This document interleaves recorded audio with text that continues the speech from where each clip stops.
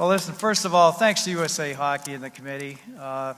Gosh almighty, you can't dream about getting these kinds of awards. You can dream about winning the lottery or something like that, but something like this is really special. And I think it's the neat thing about it is that this year especially, I'm able to come in with a group of people, some I know very well and one I don't know at all, and to see the quality and the type of people they are that made the game better is what it's all about. That's something that I tried to do as much as I possibly could. You know, being a coach is not the easiest job in the world, and I think that to be successful, you have to have a lot of really good people around you. I think you must have people that challenge your thinking, but also respect it and help you make the right decisions at the right time. And of course, the people that are involved more closely than anybody else is your wife and your family, because they have to go through the times when things are great, you're winning games, you're all excited, but they also have to go through those times, the deepest, darkest depression, when you lose a game you should win, or you lose a championship when you think you had the better team. There's always both sides of the fence. And it's hard sometimes, I think, for a family to put up with that all the time. And I wasn't the guy that got over losing very easily. It bothered me a lot, still does. I don't know why. I mean, I guess you're just born with it. But anyway, my wife, Marion, is sitting down here at the table. Marion, why don't you stand up, please? My two daughters, Tracy and Cindy Mason, they're both here. And I got my two grandsons here, Tyler, and who spoke very well, by the way. That was really neat, Tyler. Thanks a lot for what you said. Tyler's the video coordinator and director of operations for Canisius College hockey right now. And Travis Walsh, who is a sophomore at Michigan State. So they're taking direction from not only me, but their dad, who was an unbelievable coach at the University of Maine. So they're still in the game, and that's really neat. Along with us at the table are Bob Bell, Marion's brother, and we have Alan Bell, his son, and Linda Carrere, who's his daughter. And we have Chelsea here, which is Travis's girlfriend. So we have a good group, and I think as well, we have some people, a lot of people here from Michigan State, a lot of people here from Lake Superior, and a lot of players here tonight, which I want to thank you guys for all coming. I noticed they were all at the bar. And I guess that's not going to ever change, but that's all right too. When I was growing up, I was no different than the hockey players that are sitting here that were stars. You know, my dad had a rink in the backyard. I loved to play the game, whether it was road hockey or on a pond. And I would stay out late at night to do it. And I'd fall through the ice and get my feet frozen. But all in all, I had it in my blood, and I loved it. And I enjoyed junior hockey. I had an opportunity to play in some really neat junior hockey teams, and it gave me an opportunity to get a scholarship to St. Lawrence University, which at that time, a lot of, believe it or not, Canadian kids really didn't get that scholarship to go down there. It got really, a lot of people did after a while, but in my area, I was one of the very few that did. And I had the opportunity to play in 2 Frozen Fours out of 3 years of a varsity career, and one of those Frozen Fours was in Denver in 1961, and it was the first time that a college hockey championship game was ever televised. And we, as a team, watched it after the game was over. It was the first time any of us had ever seen ourselves skate. And we had, who's that guy? Well, that's you. Oh, I thought it was me. I mean, you never saw it. You can imagine that today. I mean, from the first time a young player steps on the ice, there's a picture of him skating or a lady skating. And every game you watch just about now is on television or a game that's played. So that was really a unique thing that happened, and I remember it so well, and it was really good. But being a coach, I really never gave it any thought. I wanted to be a teacher, and I got a teaching degree. I wanted to go to graduate school, so I had an opportunity to be maybe a college professor someday. And I thought they had a pretty easy job, by the way. Didn't teach all that much and had a lot of time off, but that's what I was trying to do, and for the most part, I got along pretty well, and I was working on my PhD, and I came home one day and told my wife, I said, I'm getting sick of school. I said, after a while, it just does you in. I mean, there was problems we couldn't solve, and nobody wanted to solve them, and I'm a person that wanted to get an answer to problems instead of sit around a table all day and developing more of them. So anyway, I said, I think I'd like to coach hockey. And she said, well, I thought you wanted to be a professor or a teacher. I said, well, maybe I can do them both at once.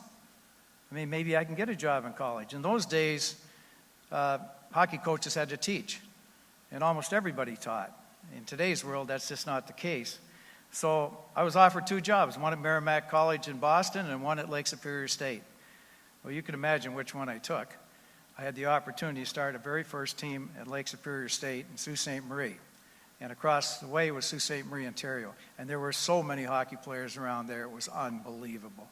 And I was able to start a program, get it going, and be good within 2 or 3 years. Bob Johnson would come up and take a few players out of there.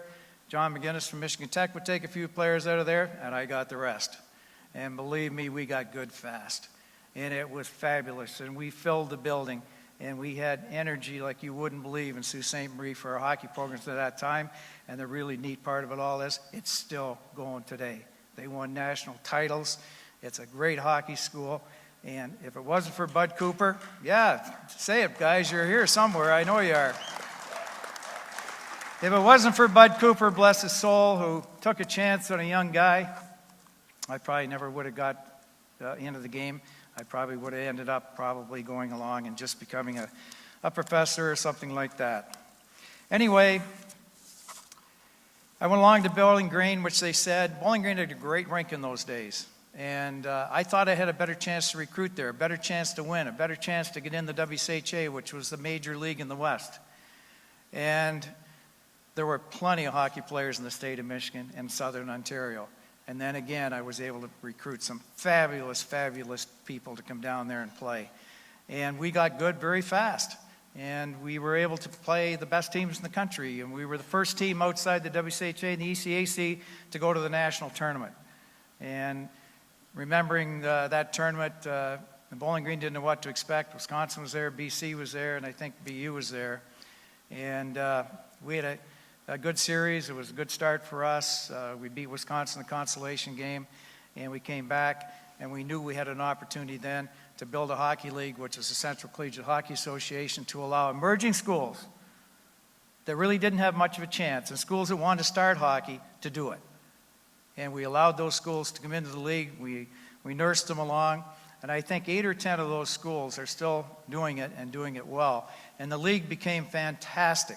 The league became one of the best leagues in all of the United States, winning multiple national titles, Hobey Baker winners, All-Americans, plenty of players going on into Olympics, plenty of players going on and playing professional hockey. So that was really a development I thought the hockey needed, because we have to keep growing the sport. The college sport has to continue to grow. The Big Ten has a league now, and I think that's a good thing. And I think you're going to see more Big Ten schools have hockey. I think you're going to see other schools slowly but surely come along and grow the sport, because there are so many young American players today that were never here before that can go on and play college hockey. And Peter, I don't want them all going to major junior hockey. I want them to come to college so that we can have them and not lose them to Canada. But that's okay. I think there's room for everybody. Probably the longest, well, obviously the longest tenure I had was at Michigan State. And I think and I want to point out something. I'm the second coach at Michigan State to be in the Hall of Fame. Emil Bassoni, my previous coach at Michigan State, was there 28 years, and he is in the Hockey Hall of Fame. So I'm the second Spartan to get in the Hall of Fame. Emil was great when I took the program over. He's very helpful and just a wonderful guy. And I don't know if many of you people knew that, but he was neat, and it was good. He was a leader. Michigan State had everything to offer. And believe me, people, I ran with it. You give it to me, and I'm going to do something with it. When we took off, we got the right players. We got enthusiasm. We had over 350 complete sellouts by the time that I left in 2002 to become the director of athletics. And the enthusiasm there was not only just on campus, it was in Joe Louis Arena when we played Joe Louis against, for the CCHA Tournament or the Great Lakes Tournament. We put 22,000 people in Joe Louis Arena, largest crowd they'd ever had in there, I think up until some of the Red Wing games here in the past few years. And the enthusiasm, we had 15,000 Spartans coming down to see those games. And let me tell you, and Bill mentioned it, hey, people wanted to come and play for us because it was a fun place to play. And not only were they playing for a great crowd and a great school, we were putting people on to the next level. We were able to get the right people, the right character, and a lot of those people had great success. And a lot of the guys are here tonight. I mean, I was surprised to see how many of the guys showed up, guys that went on to the National Hockey League, but also other people that became doctors, lawyers, teachers, business people.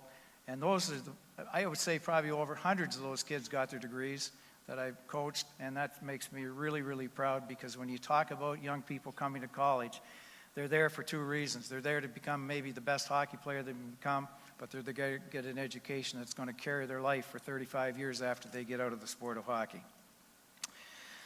One other big event that we started, and it's becoming a trend now, is outdoor hockey. In 2001, we decided to have an outdoor game in Spartan Stadium. My assistant coach at that time was David McAuliffe, and we were having a few pops after one of the games, and he said, you know, we've got to play a hockey game in Spartan Stadium. I said, Dave, you've had too much to drink, man. I don't know whether we can pull that thing off or not. But anyway, we got a hold of Mark Hollis as the AD now, and he was the director of marketing at that point, and said, what do you think, Mark? And he said, well, let me think a little bit about that. Well, we go back, Mark, and went to see the president. He thought it was okay. We went to see the vice president, Fred Poston, and we're both sitting in there, and Fred said to me, he said, Ron, do you think you can pull this game off? I said, yes. Mark, think you can pull it off? Mark said, yes.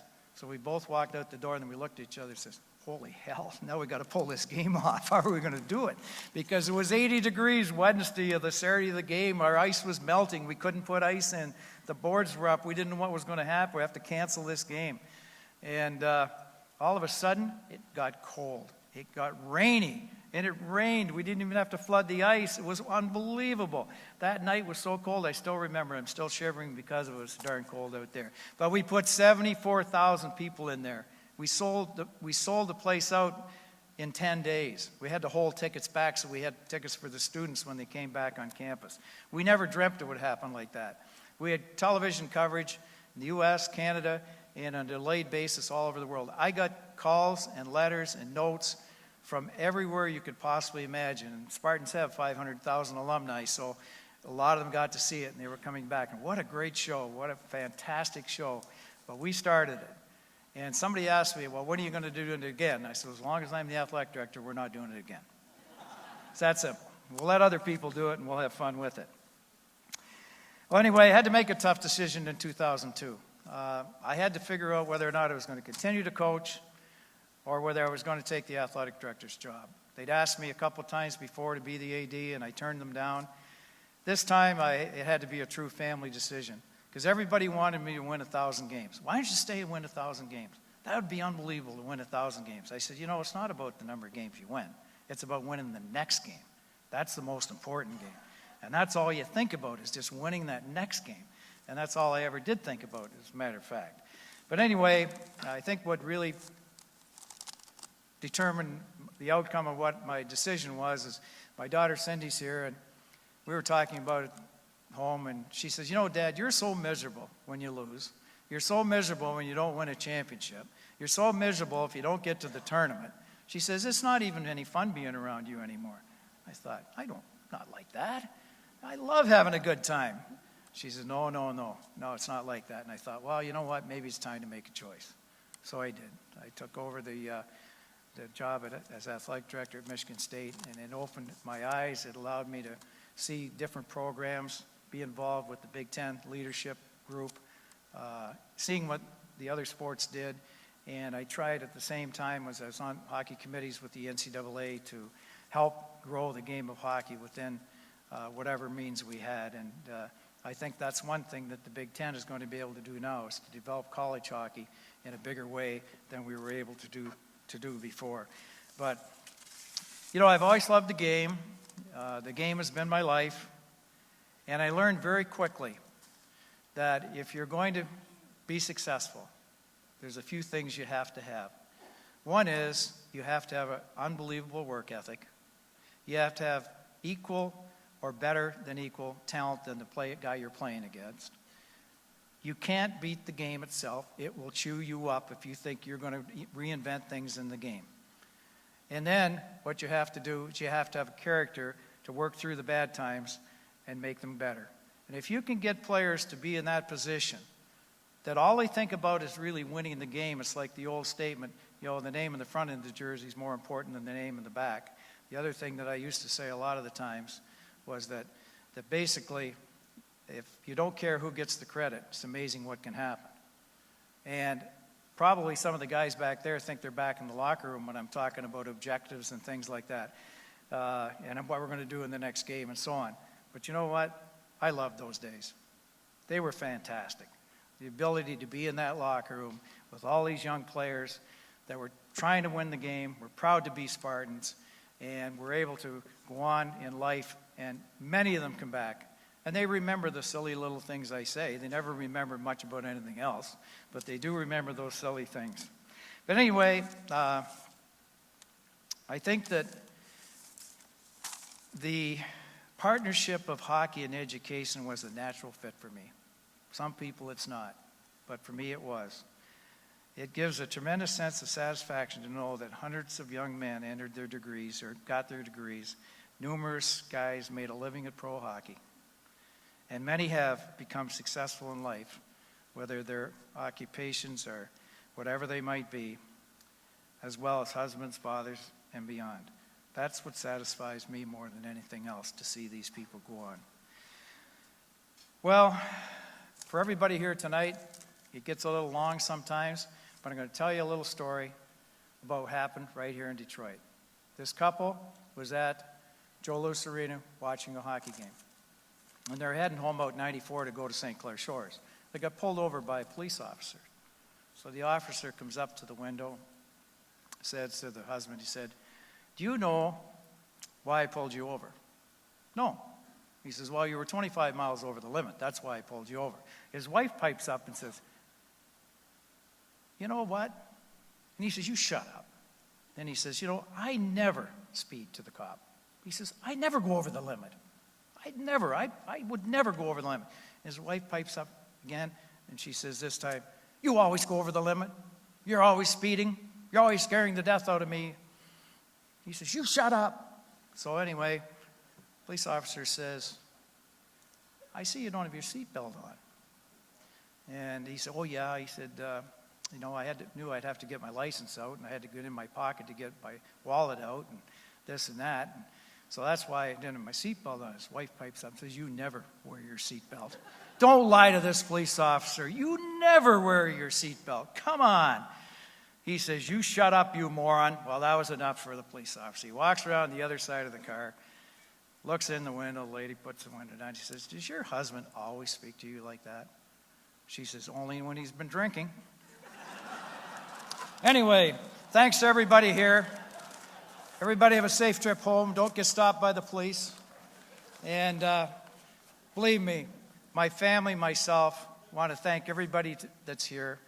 I want to truly thank USA Hockey for this tremendous award. And I love the sport. I continue to love the sport. And I hope that everybody here can help support the sport wherever we need to do it. Thank you.